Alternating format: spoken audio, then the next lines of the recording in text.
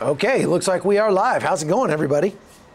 Chuck Holton here, coming to you from Jerusalem. We made it back.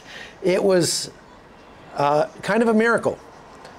We woke up this morning in the Dead Sea resort of the Hilton on the Jordanian side, and first thing, found out that there had been a lot of news developing overnight. That's putting it mildly. And so we got up and we were really concerned that the border would be closed and we would not be able to get back across because of what happened. And so we were happy to find that the border was open, and then, well, it was a nightmare getting across because I think everybody else was happy to find the border was open too. And so there were just mountains of people trying to get across from Jordan into Israel. And we crossed through. There are 3 crossings, one in the north for tourists, one in the south for tourists, and one in the middle for Palestinians. That's the one we used because it's closest to Jerusalem, the King Hussein Bridge or Allenby Bridge, whatever. And man, was it a nightmare getting across. It was 300 degrees down there, right by the Dead Sea, almost 1,000 feet below sea level, super hot, tons of people crushed in. You had to wait, and then of course you can't understand anybody, and it was a mess. But it took us more than 2 hours. We finally got across and made it back to Jerusalem. I thought I would be headed right up to the north because I expected that there'd be more happening up there after what happened today, but it turns out we don't really need to go just yet. If we need to go, we'll go a little later. We are safe in Jerusalem. Things are just fine. I expect beeper guy to show up any minute down here. Just had 2 policemen on horseback that went galloping by in the street, right down King David Street, in front of the King David Hotel. I'm not sure what that was all about, but okay. Just never know what you're going to run into here in Jerusalem. So let's talk about what happened this morning, because it really was an absolute coup on the part of the IDF, and I think you could say miraculous in some sense. I'm just going to close this.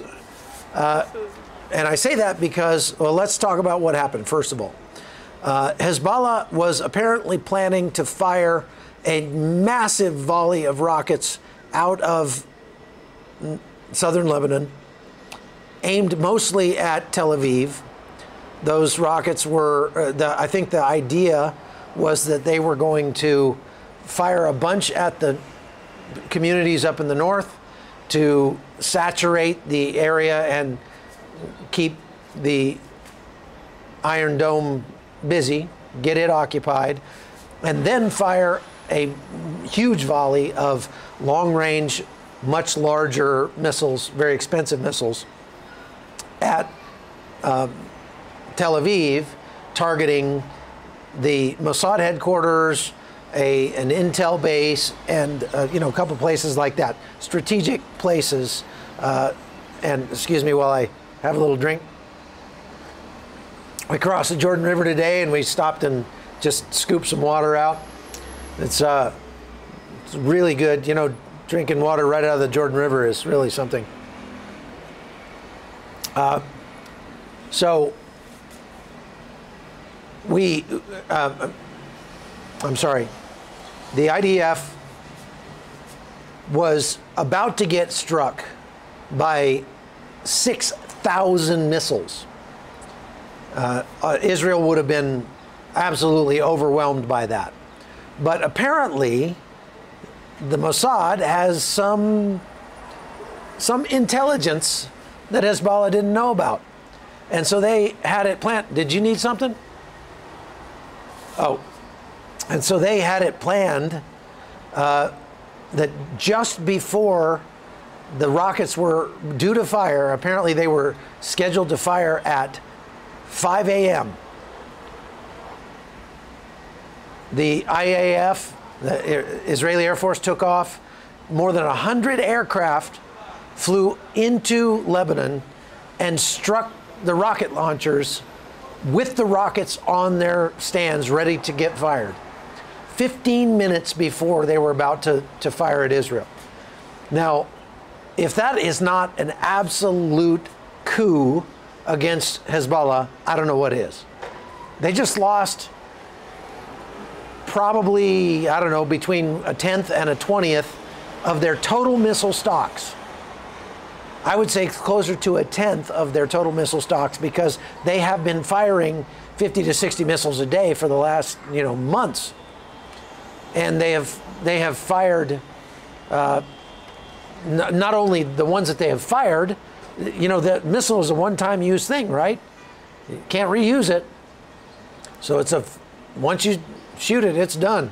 Well, they have shot thousands of their rocket inventory since October 7th, and they have had thousands more destroyed in their tunnels or on the ground, most likely.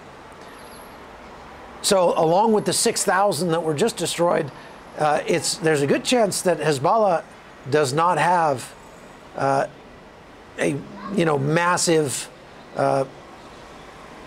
stockpile left. Let's just say that their stockpiles are dwindling rapidly at this rate. That first strike came about 4:45 this morning, and then the IAF conducted another strike at about, I don't know, 9 o'clock or so this morning, and struck even more targets inside Lebanon. So I have some footage of the Iron Dome taking down the missiles that were fired. So we have to back up. After the IAF planes struck those 6,000 missiles on the ground and took them out, the Hezbollah panicked and sent the word out to everybody: fire whatever you've got, fire it at Israel. And this is likely what happened, because what we saw was a couple of hundred missiles that fired out of southern Lebanon. They were older missiles, Katyusha rockets, which are World War II era rockets, and they've got a 100-pound warhead on them, sometimes more, sometimes less, depending on the variant. But they're not very accurate, and they just they just point them toward Israel and just let them go, basically. They say that they're targeting military sites, but they're really not. They're just firing them at any towns that are beyond the zone of evacuation, 5 kilometers inside Israel. What they're trying to do is make it so Israel has to evacuate even more people from, extend that 5-kilometer zone to 10 kilometers, 15 kilometers, whatever. And it's not, they didn't work. I mean, the vast majority of them were shot down. So that's what I want to show you, is some Israelis who filmed what was happening this morning. And take a look. Oh, wait, no, that's us in Petra. Here we go. Whoa. Whoa, whoa, whoa, whoa. Hello. This is really incredible if you think about it. You want to hear it? Hello. Hello. Hello. اطلعوا برا اطلعوا.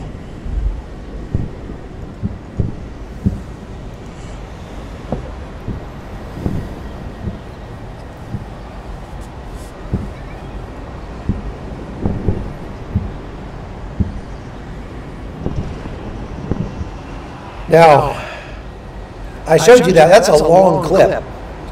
And I showed you that because I want you to see that those Hezbollah rockets are just getting taken out of the sky. Boom, boom, boom, boom, boom.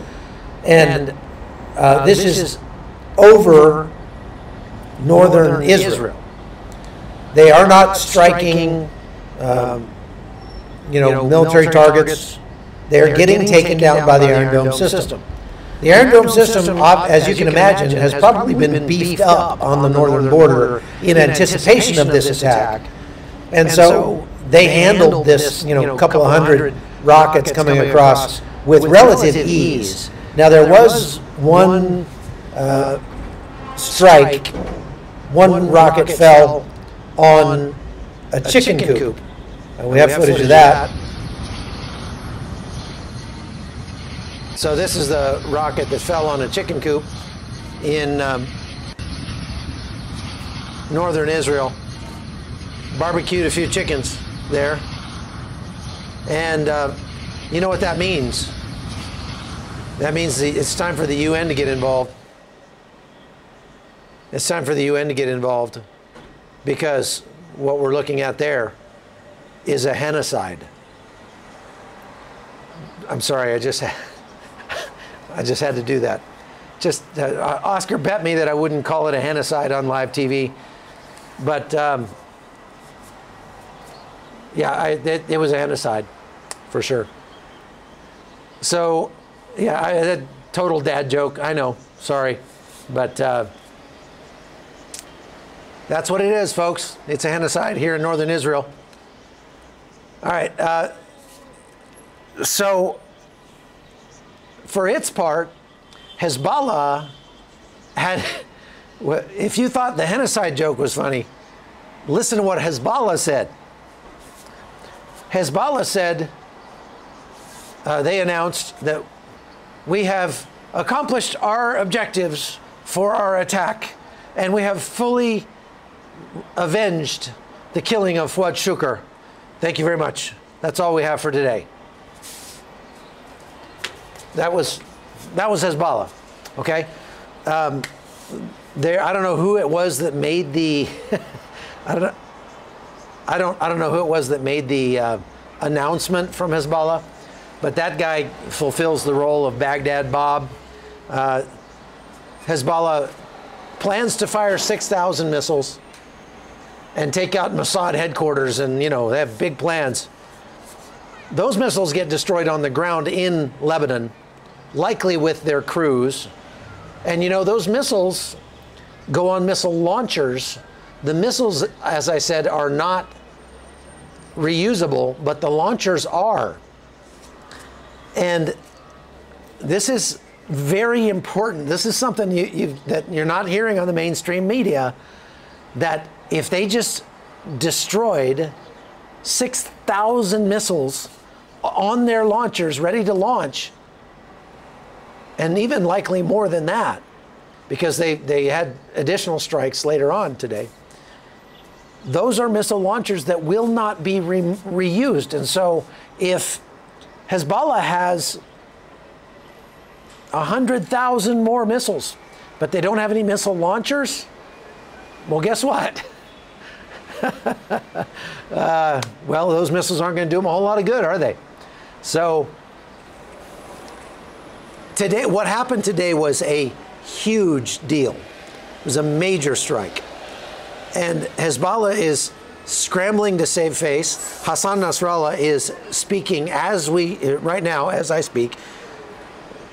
The leader of Hezbollah is up there in Lebanon giving a speech. He is no doubt declaring victory over the Zionist pigs in the south, and saying that every missile hit its target and everything like that. That might even be what he believes, because I would imagine that the guy who was responsible for this attack is a little reticent maybe to go to his boss and say, hey, we yeah, those 6,000 missiles we were shooting at Israel, at the none of them actually took off from Lebanon, and okay, reload them, reload the launchers, and let's get another 6,000 out there. Well, sir, the launchers were destroyed as well. We don't have any launchers left for many of those variants of missiles. The launchers are not one size fits all, right? I mean, you need a specific launcher for the specific missile, unless it's very old or a homemade rocket like the Katyusha or something like that, even the Katyushas. But you can imagine that that guy who has to give that news to Nasrallah is maybe going to call in sick today or call in dead. And that is, it means that Nasrallah may not even know the extent of how badly they were just trounced by the IAF. But one thing he does know, there is one thing for sure that Hassan Nasrallah knows, and that is he has a mole. Hassan Nasrallah has someone in his organization, or maybe a lot of someone's, who are on the Mossad payroll.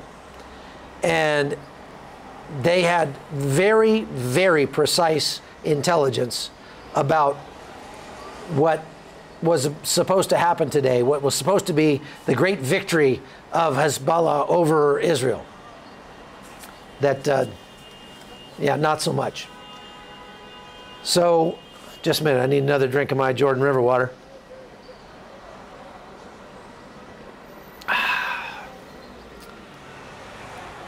Lowest fecal count in all the Middle East. That's good. So, this is what we know so far. The IAF had very precise advanced knowledge of what was about to take place. Now,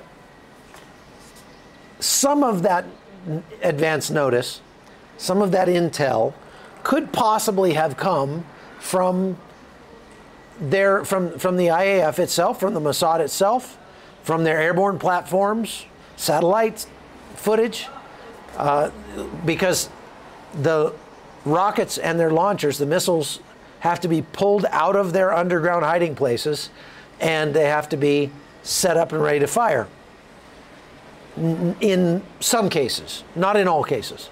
In some cases, they actually have to, they have them built into the caves with, you know, kind of camouflaged coverings. So they built like silos, for example, and all they have to do is roll back the coverings, the camouflage coverings, and then fire. But a lot of them have to be driven out on vehicles and then set up because they're older. That's good. They're older missiles, or they're you know, just the kind that come on trucks. A lot of those kind of missiles come in cassettes of, like, say, the Grad rockets. The Grad rockets come in like a cassette of 40 rockets on the back of a truck. You've probably seen those in the Ukraine war getting used a lot by Russia on innocent Ukrainians. So most of those things have to be brought out of their holes, set up and ready to fire. That's going to take a little bit of time. It's not going to take a matter of moments. It's going to take a matter of at least hours, if not days. A day, maybe, to set up. And so if the Israelis, maybe the United States, has overhead view of the whole area, and these days we have, okay, let's see, bingo, no thank you. So if the United States, for example, has an array of satellites over southern Lebanon, which they undoubtedly do, along with drones and aircraft and other things, a lot of intelligence assets are looking at southern Lebanon right now. And so if they're able to notice that movement and identify rockets being set up to fire and let the IDF know, then the IDF can get out there and take them out. However, if you study missions like this that have taken place at other times throughout history, whether it's in the war in Iraq and Afghanistan, or if you have been involved in anything like that, if you've read a history book about how other operations, large operations like this, have been conducted by the IDF and the IAF, you would know that the likelihood that they just had a drone up and somebody went, hey, look, missiles. And they made a phone call and said, launch the planes. And then the planes just took off and flew up there and blew up the missiles in a matter of an hour. You got another thing coming. That's not how that works. That kind of operation, the kind of operation that sees the the Israeli Air Force launch 100 fighter aircraft and bombers, get them over the target 15 minutes before these rockets launch, and then just absolutely obliterate them. The amount of planning, training, preparation, arming and preparing those weapons platforms, the aircraft, the amount of work that goes into all of that takes days, if not weeks, if not months to plan. And assuming that Hezbollah didn't have this planned before the killing of Fuad Shukr, and they came up with this idea after that as a retaliation, then they had to have been, talking about it, laying down plans of when and where and how they were going to strike back at Israel. And so for that many planes, for 100 planes to go streaking into southern Lebanon and just very precisely take out all the rockets in their launchers right before they were about to launch, to me, says they got some inside information. They may have agents inside Hezbollah. That would be not at all outside the realm of possibility. They may have some sort of signals intelligence that is very tightly dialed in on Hezbollah that Hezbollah doesn't know about. So whether that's listening devices or observation or, even computer stuff, who knows? And I mean, we can speculate all we want, but without a doubt, we don't know, but also Hassan Nasrallah doesn't know either. And you can bet right now he is very upset and very worried about his inner circle. About they're going through there and saying, all right, how many people knew about this operation? How many people knew that it was going to go off at 5 a.m. this morning? How many people knew where the launchers were and, everything, when they were going to be set up and all ready to go? Because they're looking around and going, we've got a mole or something in here. So this is so much fun to watch because we have been praying since day one. Since October 7th, since I got here on October 9th, and I started doing these lives about October 20th, we have been praying at the end of each CBN live like this, that God would thwart the plans of evil men. And he would cause their own rockets to fall on their own heads. That he would cause them to have division and dissension and suspicion and anger and rancor in their ranks. They would not be able to agree on anything, and they wouldn't know if they were coming or going. And God has so clearly answered those prayers since day one. Just over and over and over again, we have seen God come through and answer those prayers. Now, some people might say, oh, wait a minute, it's just the IDF and the IAF. They're the best in the world, and, they're the ones that are doing it. God wasn't involved. Well, if that was the case, Jordan River, good stuff. If that was the case, then where were they on October 7th? I'm not saying that they are completely incompetent, but they are definitely prone to pride and arrogance, and that is the kind of thing that gets people killed. And I have seen a few instances since October 7th of continued pride and arrogance inside the IDF and the IAF. I've seen some humility too, mostly among the lower ranks. And I've seen some humility even among the leadership as for example, the head of Israeli intelligence stepped down the other day. His speech was a very humble speech for sure, where he took the blame for all of the failures on October 7th. And the man who took his position after he stepped down gave a speech that was also humble and resolute, that they would learn from the mistakes of October 7th and they would not repeat them. That's the kind of thing you want to see. The kind of thing you don't want to see is the kind of arrogance that, yeah, they can't hurt us. We're the best. We don't have to even do anything. They can't hurt us. Because pride goes before a fall. And the pride that they displayed on October 7th had a lot to do with just overconfidence in their own equipment. Because equipment is not something you should rely on to protect you. You should rely on equipment to give you the ability to protect yourself.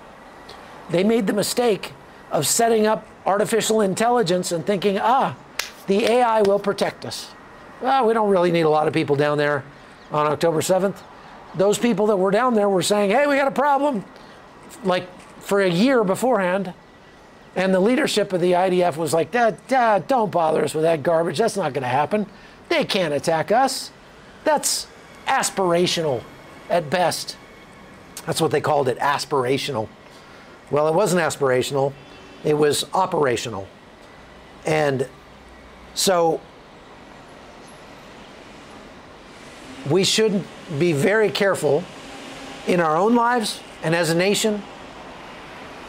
I'm trying to liken this to this is the Sunday school lesson for today, and a political lesson for us who are Americans watching this play out, that we should not stand for pride from our leadership. We should not stand for arrogance, and we should not engage in arrogance ourselves. Humility keeps you alive when your enemies are trying to kill you. And God opposes the proud. So, thankfully, God has answered our prayers. We've been making this humble petition to God on our lives since the 20th of October when I started them, asking God to thwart the plans of evil men. And yesterday, He did just that. So, yeah, props to the IAF, props to the Mossad, props to the Israeli government for taking the initiative, for taking a bold move and not just reacting, but taking being brave enough to take preemptive action. They probably saved a lot of lives. And they probably reduced the threat from Hezbollah much more than people realize because of the whole launcher issue. So let me go back and I want to reiterate, because we got more than 6,500 people online. If you haven't hit the like button yet, please do that. Please go subscribe to the channel. If you want to donate to CBN and keep us on the air, you can do that at CBN.com. That's the best place to do it. You can do it here on YouTube too, also if you want, but CBN.com is the best place to do it. CBN is not only bringing you this news from around the world, paying for me to be here, but is helping people around the world. And it's really amazing what CBN Israel is doing in terms of humanitarian aid and that sort of thing here in Israel. So I highly recommend that you donate to CBN. If you want to follow more of my reporting, I went live this morning right after it happened, or as soon as I woke up from Jordan, and you can get some more content that I'm not allowed to share on YouTube. There's a lot of things that would get us demonetized or even deplatformed if I were to share them on this medium. So I put them over at chuckholton.com. It's just my locals page. You can sign up over there, get updates on what's going on, get access to my books and my movies and documentaries and things like that. But you can also go to my Hot Zone YouTube channel. Just the Hot Zone is maybe One Tired Mama can put it up. Hey, good to see you. Missed you this morning, One Tired Mama. You can go to the Hot Zone here on YouTube and follow my reporting there as well. Okay? So if you have questions, I'm going to take a few questions now, and then I'm just watching the time here because I've got more live hits I've got to do today on various mediums. Let's see here.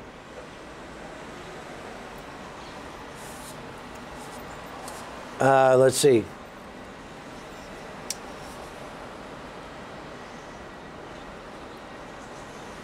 Linda is asking me that when I pray that the God or goddess of the universe to desire peace on both sides. I just want to point out gently, Linda, what a ridiculous statement that is. Because God is not a man or a woman. God is the creator of gender. He's the creator of our sex. And so to pray to a female deity or a male deity, God, the word God is not it's a male pronoun. Yes, I mean it's a male word, but God himself is not male or female. Jesus was male, obviously, but I just want to clear up any confusion with that. Israel isn't going anywhere. That's right.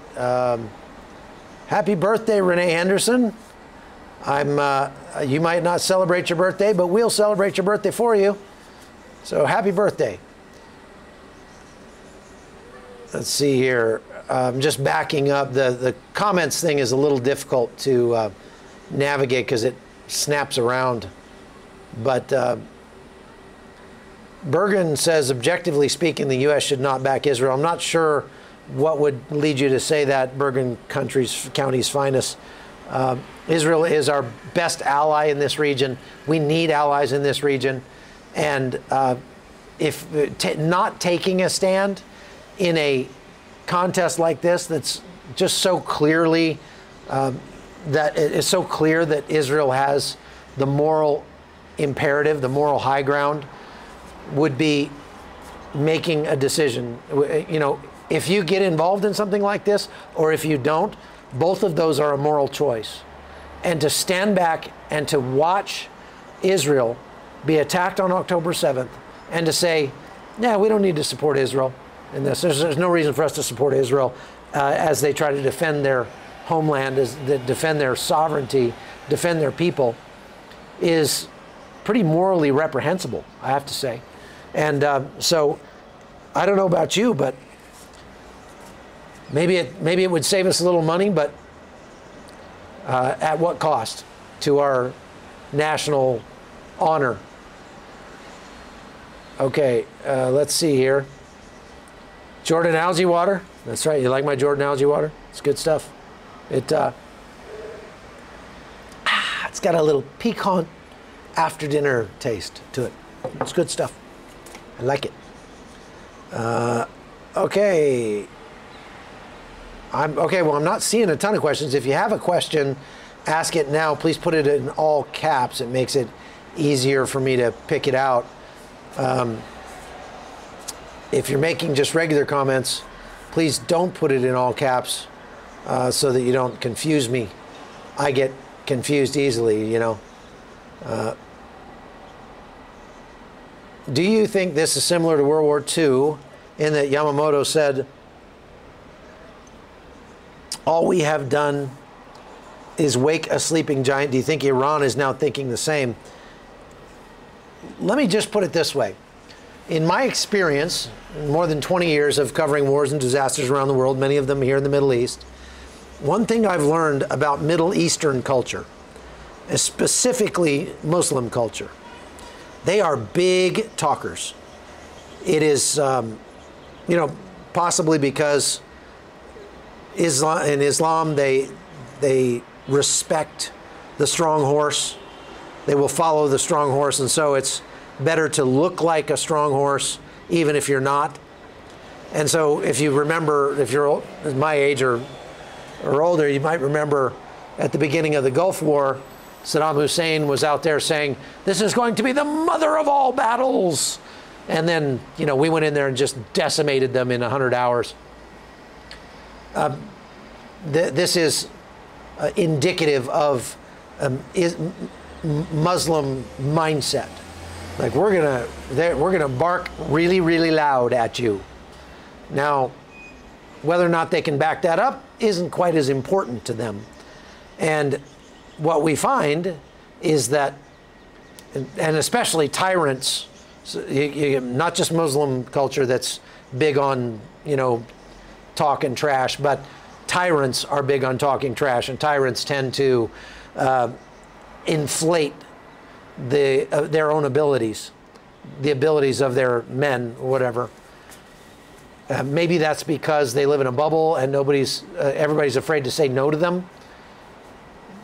Like, I think Vladimir Putin lives in a bubble like that, and Putin often makes claims about the abilities of the Russian army that are just simply not true, that are just way out in left field. So the propensity of Islamic, especially extremist regimes, to overstate their abilities is legendary. And so I think Israel has learned to go, yeah, let's see how you do when we drop a bunch of bombs on you, and then see what's going to happen. That's likely what we see here. So Iran, they're talking about Armageddon. Iran is talking about wiping Israel off the face of the earth. And their president was flying around in a helicopter that was built in 1968. So there's that. And that ought to tell you something about their capabilities versus their big talk, okay? So how long have I been there so far? About 3 weeks, Lisa Wilkes.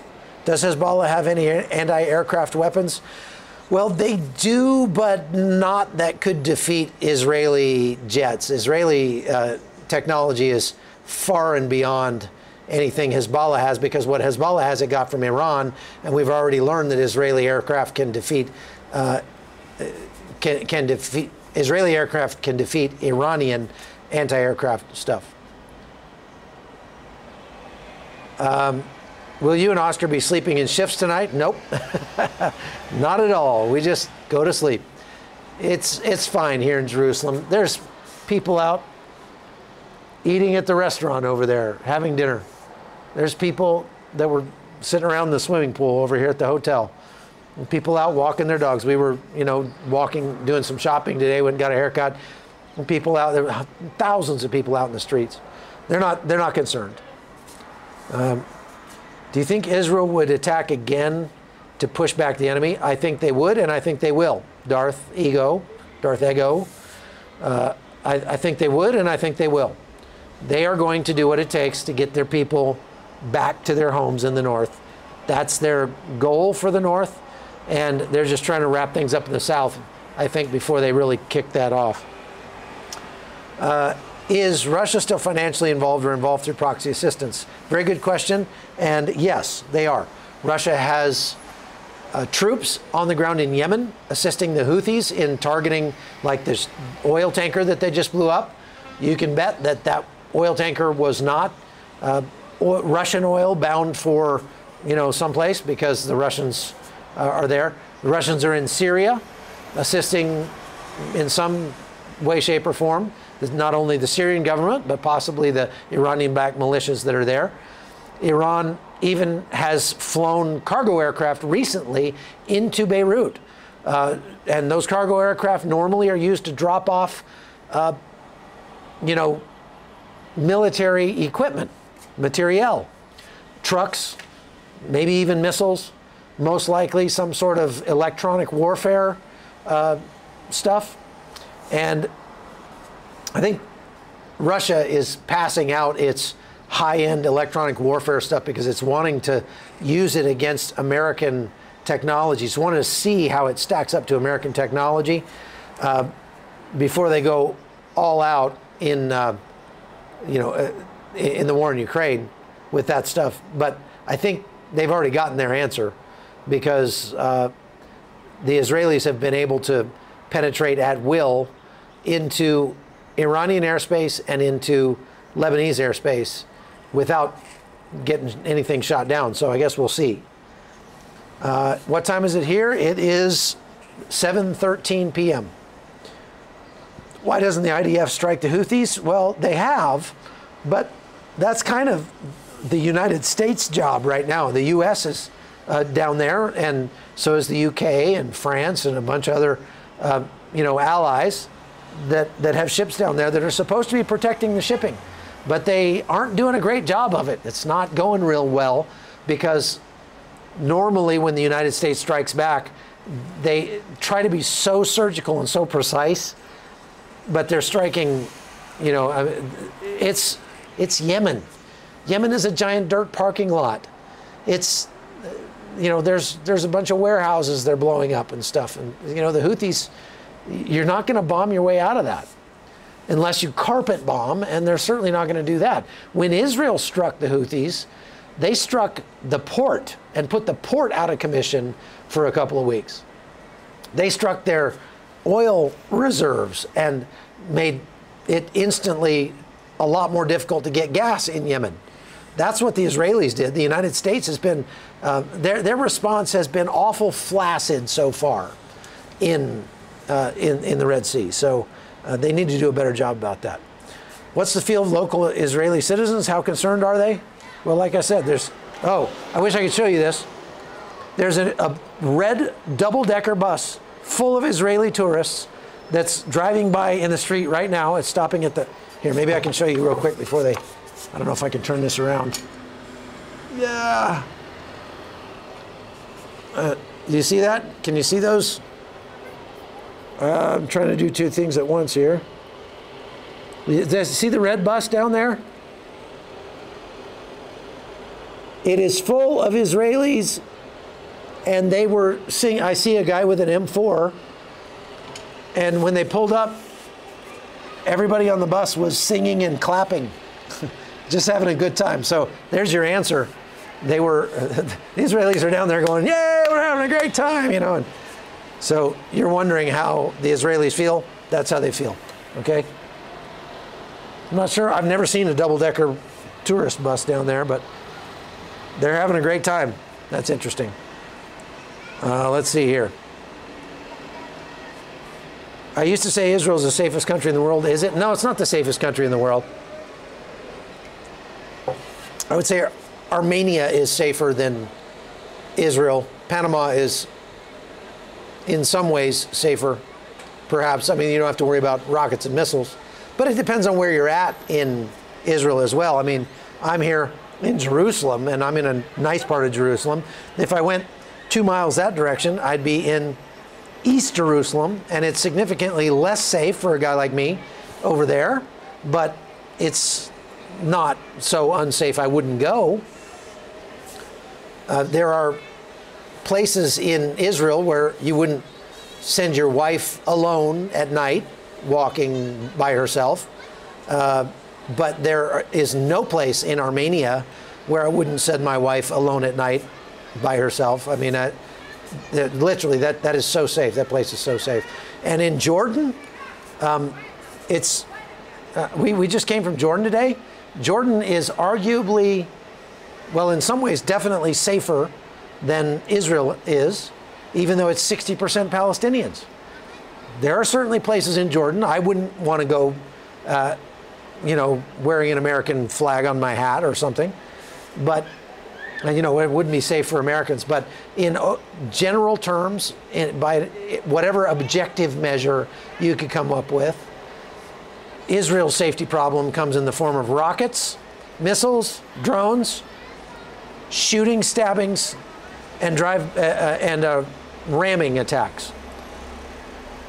So, because of the significant population of angry Palestinians you have living in Israel and Judea and Samaria and places like that, it is significantly less safe here than it is in a country that's more homogenous, like Jordan. And I was saying on today's live, I mean, as much as I love Israel, I support Israel, I like Israelis, and I've met some wonderful Israelis, I have to say that on average, in general, the Jordanians are friendlier than the Israelis are. And that's probably because they're not surrounded by people who want to kill them. Everywhere you go, and it's also probably due to the fact that 25% of Jordan's GDP is made up of tourists. And so if you're a tourist in Jordan, people trip over themselves to welcome you and make you feel good and to try to do whatever they can for you, invite you to, come into my house or my tent and have tea and have coffee and whatever. Man, what is going on down there? It's a whole bunch of kids that just got off that bus. Oh, these are refugees. The kids that just got off that double-decker bus that were singing and dancing, they're all refugees that are staying at this hotel right here. That's why. So, I mean, I don't fault the Israelis for being a little more circumspect with strangers or being a little more sarcastic, perhaps, or jaded when they deal with people. It's not near as fun to drive here. I mean, driving here is just, the road rage is off the charts. It's incredible. People just honk at you for whatever. But in Jordan, you don't get that. You don't have the road rage like you do here. A little bit, but not too much. So it's just my own personal observations, but I would not say this is the safest country on earth. It isn't so dangerous. I would tell you not to come. You could come here and you can enjoy Israel. And as far as tourism goes, people don't bother the tourists by and large.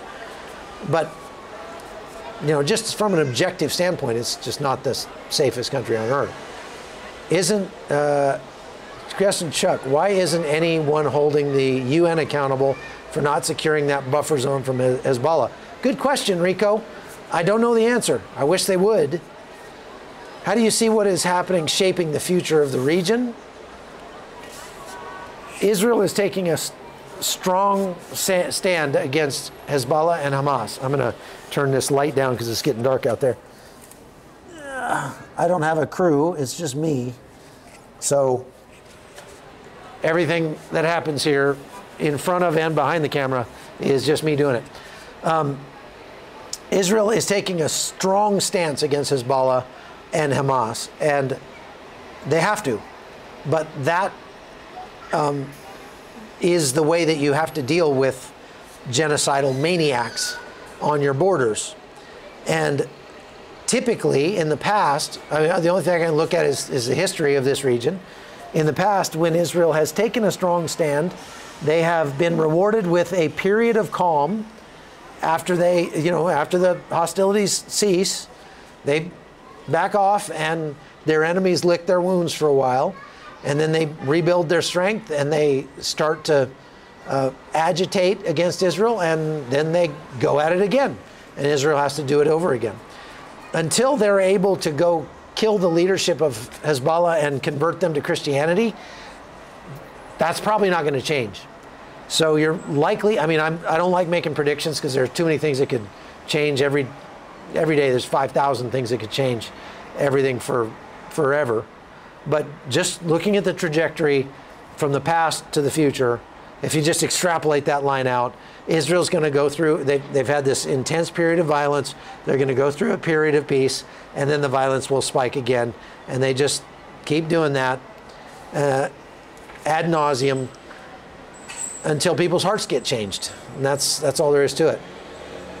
Okay, let's see. That's a good question, Noble Serene 9. Thank you. Folks, please go over to the Hot Zone with Chuck Holton and follow me over there. I'll go live over there. If something happens right away, I can go live there quicker than I can here on CBN. So it just depends on how much time I have, you know, instead of getting everything cleared or whatever. So if you want to follow me and maybe get really up to the minute news, you can go to the Hot Zone with Chuck Holton over on YouTube and subscribe over there. In your opinion, is it correct for the IDF to draft the Jews that want to go to seminary? Well, that's up to them. I mean, this is their culture. If they want to exempt people who, you know, don't want to serve, that's up to them. If they want to make those people serve, makes sense to me. You know, it doesn't matter what I think. And so I don't have an opinion on that. Do you think, Adele says, do you think Israel should preemptively attack and destroy Iran's nuclear plants since Iran's latest threats, it is a possibility? Well, Iran's nuclear program is buried deep underground, first of all, and highly secured. Now, the one missile that Israel fired back at them after the April 13th attacks ostensibly struck something very precisely in a very sensitive area of Iran, just to let them know what Israel could be capable of if they wanted to. And I don't know if they got the message, but we'll see. Oscar riding the camel was hilarious. So what I'm saying is it would be very difficult, if not impossible, for Israel to completely destroy Iran's nuclear program, because most of it is very deep underground. The better way that they have gotten at that in the past is one of two things: either through some sort of computer virus that they've managed to worm in there, like the Stuxnet that set them back, or by making it very, very costly and maybe not such a good idea for international scientists to lend their talents to Iran for any amount of money, because these scientists, these nuclear scientists in Iran, have a really bad habit of just spontaneously combusting from time to time. And so, you know, that might be the better way to deter the nuclear program inside Iran. Do you think the Israeli dude van had a lot to do with the intelligence that was gathered for this strike? And yes, I believe God has his hand all over the Israeli victory. I don't know what the dude van is, so I'm sorry, I can't answer that question. I'm not going to pretend I know something if I don't know it. Please get me job, IT engineer. I want to work for Mossad. I'm unemployed. Yeah, I'll just call up Netanyahu right now and tell him, hey, Saif Rida, he wants a job, so give him a job. Bibi, come on, man, you owe me one. Yeah, I can't do that. Saif, man, I love you, brother, but I can't get you a job. Sorry, that's asking a little too much for me. I'm just a reporter here. I'm not hobnobbing with the Mossad. I wish. Do you think a Harris president would be detrimental to American Jews in Israel? Yes, absolutely, Kim. I think it's doubtless. There's absolutely no doubt that a Harris presidency would be bad for America's relationship with Israel. Have you been to the small Christian town of Alei, Lebanon, about 6 miles southeast of Beirut? Has it been hit? I don't think I've been there. It's been a few years since I've been to Lebanon. And I did see a list of the places that were hit, and I don't recall seeing that one on it. I think Amir Tsarfati published a list of, let me just go back and look and see if the list is still up. Oh, maybe he didn't publish it. Oh yeah, there it is. Well, let's see, the name of it was Alei, Ainkana, Kafriv, Flila, Busila, Rashaf, Altiri Hariza. No, of all the places they've got on that list, that Christian town is not on the list of places that were hit. Let's see. Question, do you think... okay, we already got that one. Please get me a job. Many not going to live with themselves. Because angel together to write. Okay. We got... Okay. Well, I've got to get going because I've got more reporting to do in about 3 minutes. So let's say a prayer and we will get out of here. Lord God, we just want to thank you right now. Just praise your name because you have answered our prayers so obviously, Lord, with this strike that happened this morning. You gave the IDF that special knowledge that we've been praying about, that supernatural ability to discern what the enemy was about to do and stop him. Lord, you confounded the plans of evil men. You had their own rockets fall on their heads. All the things that we've been praying, Lord, you caused to happen. And we praise you and glorify your name for that. Thank you for this gift you've given to Israel. Lord, we pray that you would continue to protect your people. We pray that you would give us the motivation to continue to pray for peace in Jerusalem. And Lord, we just ask that this conflict would be able to come to an end so that I can go home and so can all the IDF troops, and this place will return to some semblance of peace, Lord, until your Son returns. We pray these things in Jesus' name. Amen. All right. God bless you, folks. Thank you very much for watching CBN News. Please support CBN at cbn.com, and we will likely be on live just as soon as anything else breaks. So